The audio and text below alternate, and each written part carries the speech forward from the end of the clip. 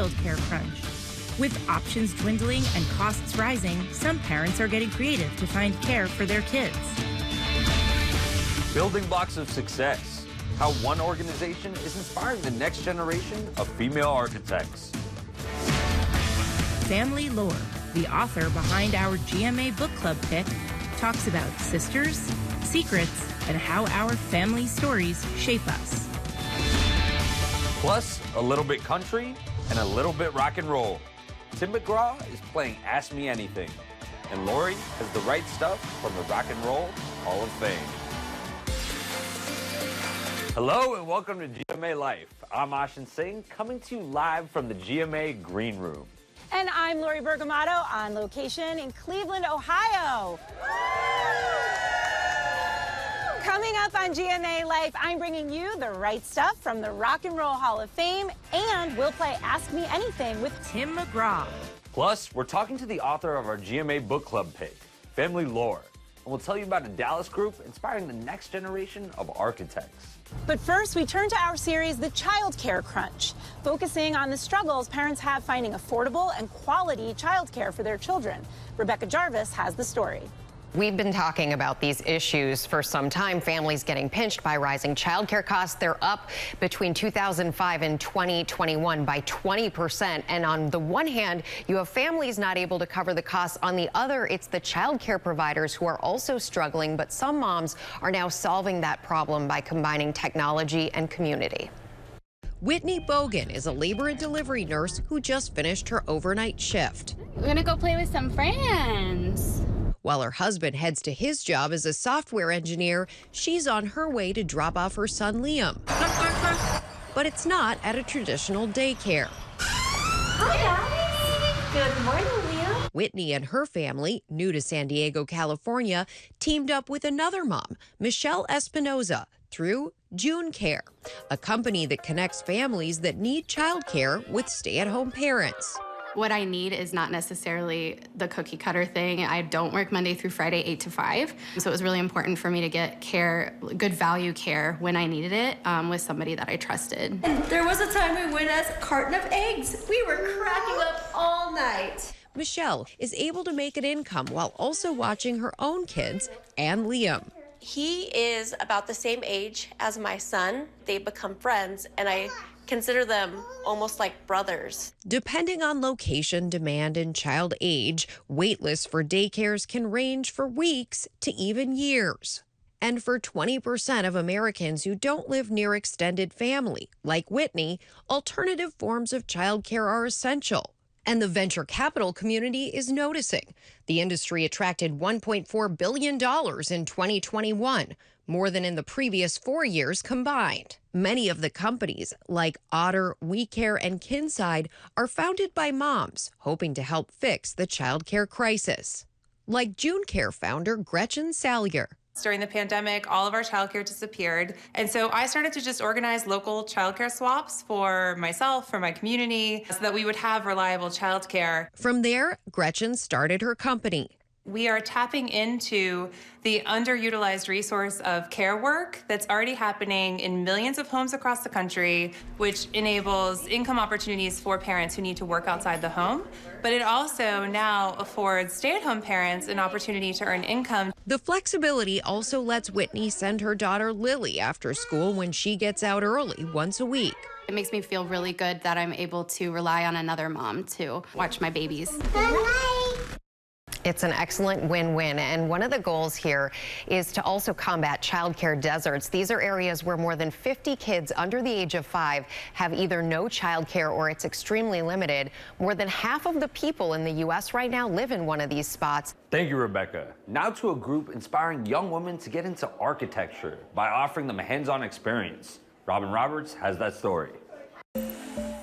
I just love to build and create and design, and I would always look at buildings and say, I wish I could do something like that. Down in Dallas. Where's the measuring tape? They need to get some measurements over here. These young girls are building the blueprint for their futures. We did the X because it was to put more support, because this is a rock climbing wall. It's more enjoyable to get hands in and understand what's going on.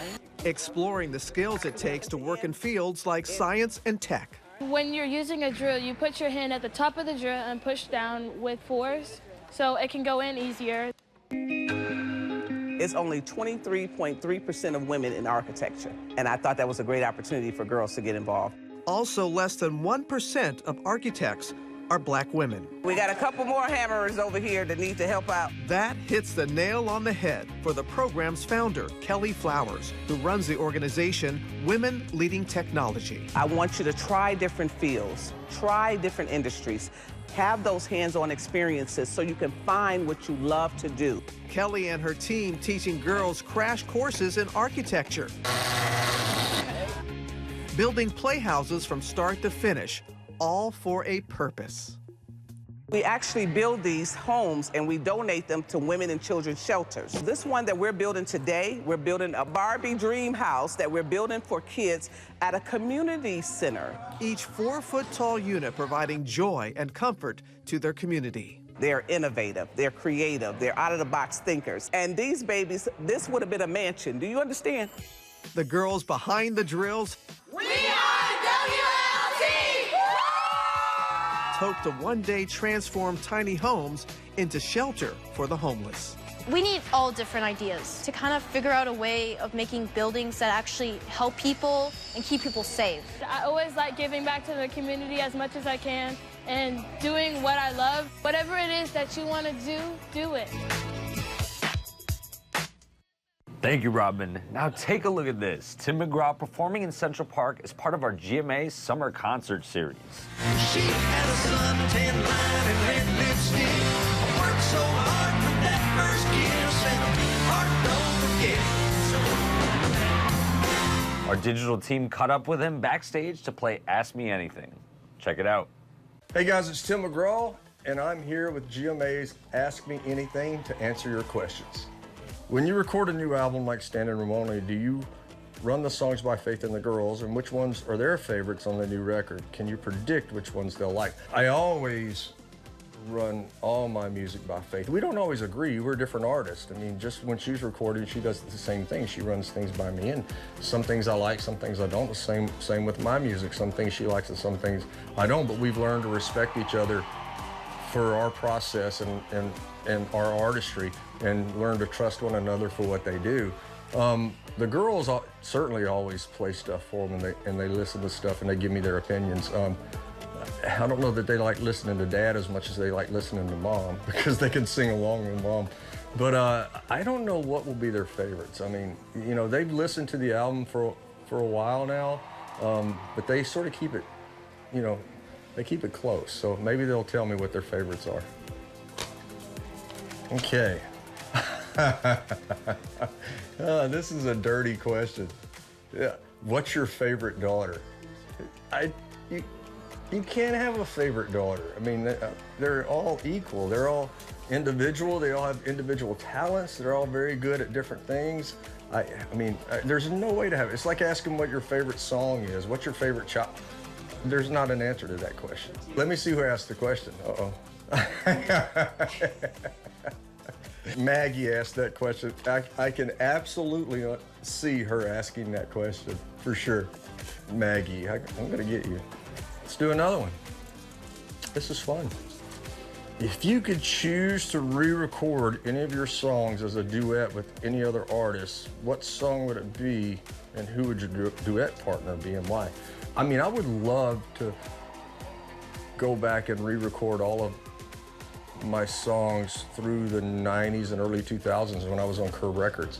I would love to go back and re-record those songs and do them as duets with different artists. I mean, I have a long list of artists who I admire and adore, who I'd love to sing with. And first on the list would be Bruce Springsteen. I mean, he's one of my all-time favorites, not only as an artist, but as a human being. I mean, he's fantastic. George Strait, I mean, I would love to sing with George Strait. Of course, I'd always want Faith on any project that I do. Gosh, Adele would be fantastic and a lot of fun. Your girls are musically talented, just like their mom and dad. Could you ever envision any of them recording a full album or even doing something together with you and Faith as a family. Personally, I would love to do a family record together. I don't know that our daughters would go for it, but I can see a couple of the girls eventually doing an album.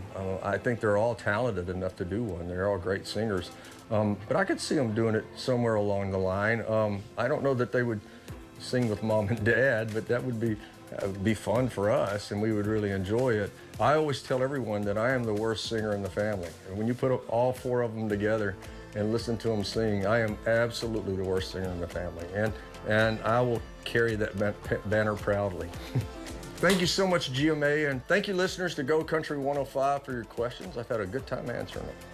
Thanks for playing, Tim. When GMA Life returns, I've got the right stuff from the Rock and Roll Hall of Fame.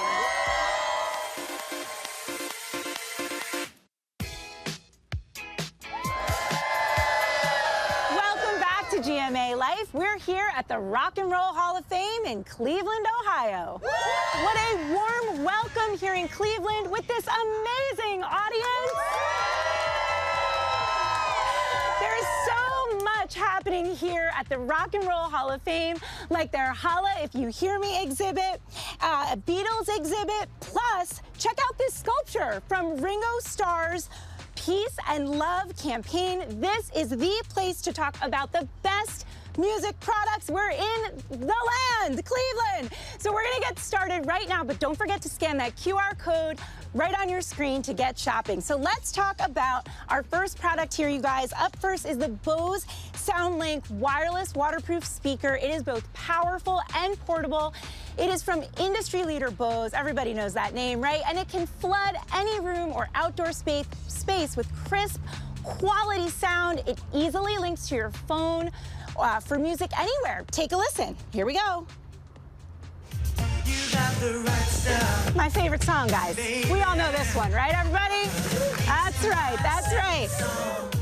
So reviewers are impressed by the speaker's unparalleled durability. It even floats, you guys. You can throw this right in the water and it'll float. It's a rugged wireless speaker with 12 hours of battery life. Perfect for blasting your favorite music, no matter where you are. Just ask the internet's 30,000 five-star reviews. That starts at $149. Next up, we're going to take a look at these headphones. There are so many countless options out there that it can be really expensive and just confusing to know what to get. This one we love. It's from Sony. It is an incredible value. It's available at Walmart. You guys, it's under $60. We actually had a teen tester test this out because, you know, the teens, they're picky, right, guys? And what she loved about this was how comfortable and lightweight it is, meaning that they're travel friendly, great to just tote around, remarkable battery life on this. And these start, like I said, under $60, 35 hours of battery life. You're not going to do better than that, right? Okay, you guys, and of course, no music roundup is complete without one of my favorite things, a karaoke mic. There isn't a soul alive who won't delight in this sing-along karaoke microphone. Its speaker connects wirelessly via Bluetooth and provides endless hours of karaoke fun. It has 4 different voices to play around with, an echo button, LED lights to really enhance that performance, and it also has playback so you can hear your great tunes. And it makes a great gift for virtually anyone you know. We have a demonstration from the house band here. This is the Mechanics. This is Mike on the mic. Take it away. Hello. Hello. Oh, oh, oh, oh, oh, oh, come on. Oh, oh, oh. The right stuff. You got the right stuff. Thank you, Mike. Mike definitely has the right stuff. And also, what also has the right stuff, he was amazing, is this soundbar speaker. It's a great fit for any home when it comes to soundbars. You will be hard-pressed to find something that is lower effort, higher reward than this best-selling Roku Stream Bar. It combines audio and streaming services with nearly 2,000 glowing reviews. That's pretty good, guys, right? Yeah. This 2-for-1 entertainment system has crisp quality sound, fills rooms with vibrant audio, as well as a streaming platform. So it has a huge selection of free and live TV. You can watch TV, sports, movies, Good Morning America, right, you guys? And it sounds sounds like you're listening on a premium speaker, even though it's all under $100 right now at Best Buy. Okay. And finally, Mike Brookbank. Where's Mike Brookbank? Come on out. A morning co-anchor at our Cleveland station, WEWS. He's helping us out with this one. Mike, are you having fun with our next pick? Yes, although if the producers were smart, they would have given me the cardboard guitar, because I can't play, but this is great. I mean, but well, thank you for saying that. You teed this up perfectly, because anyone can play with this. Mike's on the innovative Lou guitar. It simplifies that classic 6-string guitar down to a 3-string guitar, which is what you're playing on. It's going to make learning easier and speedier. It comes with chord flashcards, so for really easy learning, free video lessons. Kids play songs from their first few strums. So, Mike, if kids can do it, because this starts at age 3+. So if a 3-year-old can do it, Mike, we have There's hope faith for in me. you. That's right. My 4-year-old would love it, and I would say, too, the quality of this. It's incredible, I can tell right? It's built, really well for kids. Durable. Exactly. Well, I'm glad you said that, and that your child would love it, right? But we also had somebody else, a 5-year-old tester. Nathan was excited to use it. And so not only kids and parents, but also the Luke has even won a Best Tools for School award. Mike is now going to help us go from his riff to our raffle. Hey, audience, one of you guys here is going to win all of these products. Are you excited? Such a great crowd here. Drum roll, please. All right. And Mike, pull out that ticket. 033. We have 033. 33. 33.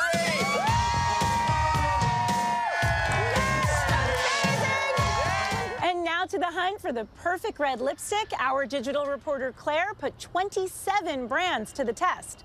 Take a look.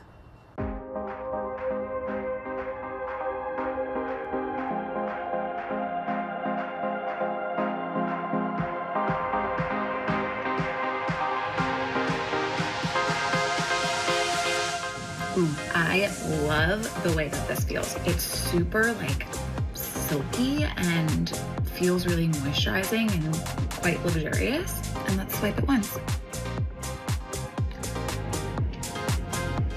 Whoa, I'm actually quite speechless about this one. I did one swipe, rubbed my lips together, and it just like basically perfectly applied.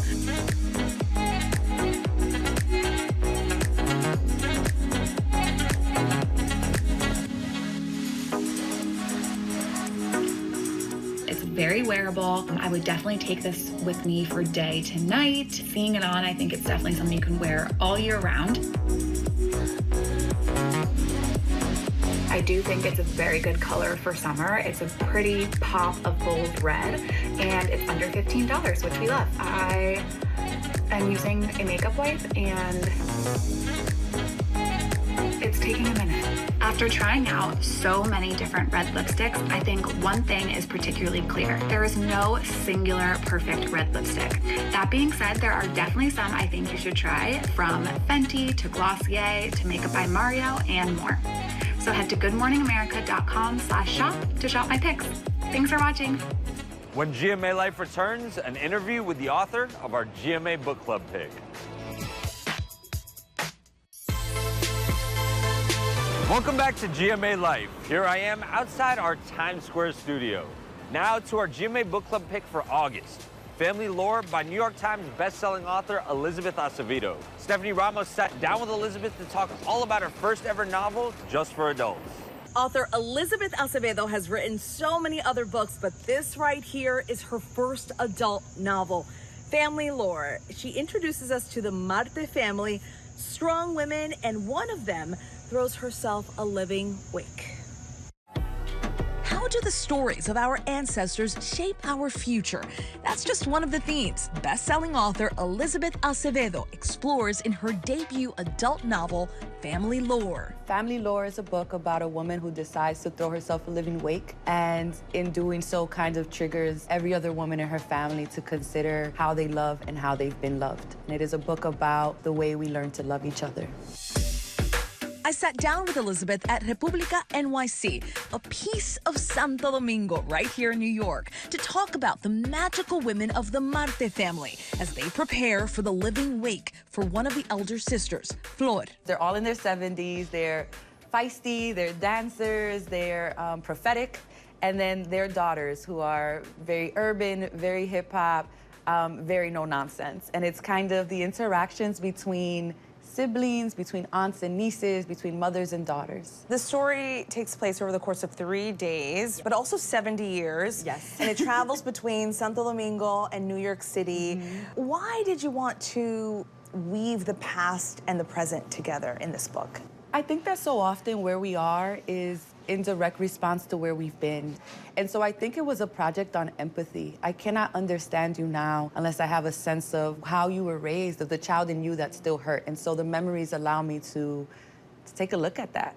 A living wake, it's a very interesting vessel for the story to unfold. Yes. What made you go with that idea? I think we're in a moment right now where a lot of people are thinking about how do you give someone their flowers while they're here? How do we tell the people in front of us, thank you for all that you've done? And we're gonna party because I was here and I'm going to be gone. In this moment, we're going to celebrate all of those things. I think that's, it's a birthday in reverse. The native New Yorker weaving in parts of her own family lore, putting the national spotlight on Dominican stories. What does your family say? What do they think of all this? You know, when they saw it on TV, they were just like, this is beyond. When they saw the billboard, I think it just really hit home, like, one of ours is up there. Like, I think it just hits as this, this point of pride. That has to feel good to be able to represent them in this way. I'm the only artist in my family. My mom is one of 15. I have 64 first cousins. We all now have our own children, right? And so to be the one that is a little bit off the beaten path and representing us in this way, which I think sometimes is scary for them because anything they've said and done could be held against them, right? Like in the art, it could show up. But they trust me and they give me permission to tell the stories and to fictionalize things. And I'm so grateful to have that support. At its core, this is a book about family with a little bit of magic realism tossed in. Thank you, Stephanie. Family Lore is out now. Remember to keep reading along with us on our Instagram page at GMA Book Club. That's it for GMA Life. Thanks for joining us. See you next week.